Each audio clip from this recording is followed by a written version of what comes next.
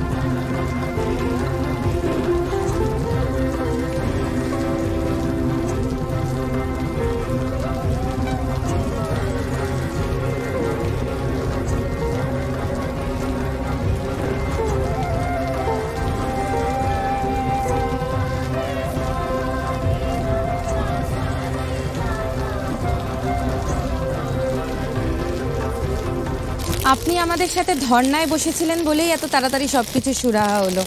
গাড়িটা যে পাওয়া গেছে এই অনেক।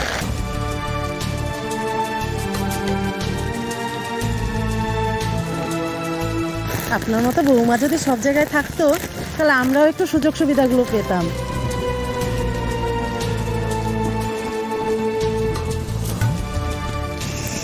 দেখেছো দিবে, সবাই তোমার মনটাকে বুঝতে পেরেছে। সবাই বলো জয় লাবণ্য সান্যালের জয়, জয় লাবণ্য সান্যালের জয়, জয় লাবণ্য সান্যালের জয়, জয় লাবণ্য সান্যালের জয়, জয় লাবণ্য সান্যালের জয়, জয় লাবণ্য সান্যালের জয়। এটা কি হচ্ছে এখানে কে জানে। ত্রাণ গোডাউন থেকে আনালাম আমি, আর এখানে লাবণ্যর নামে জয়ধ্বনি হচ্ছে। বাহ,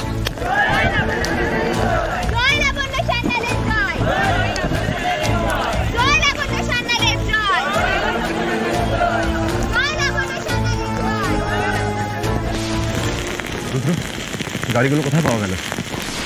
আমি জানি না, ভলেন্টিয়ারদের জিজ্ঞেস করে না। এই তিওয়ারি, রোহিত স্যারকে জিজ্ঞেস করছেন, বলে দাও গাড়ি কোথায় পেয়েছো? দাদা ওই ভগবানপুরের বাইরে একটা পরিত্যক্ত জায়গায় পড়েছিল, আর ড্রাইভার পালিয়ে গেছিল দাদা। অবাক লাগছে ভাবলে, প্রাণের সামগ্রী সব ইনট্যাক্ট ছিল, কোনো চুরি চামারি হয়নি, কোনো লুটপাট হয়নি, কিচ্ছু না। এটা ব্যাপারটা অদ্ভুত না?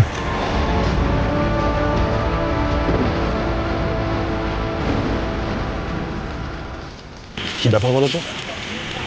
রুদ্র তোমার দিকে ওইভাবে তাকাচ্ছিল কেন? কোনো ঝামেলা করেছো ওর সঙ্গে?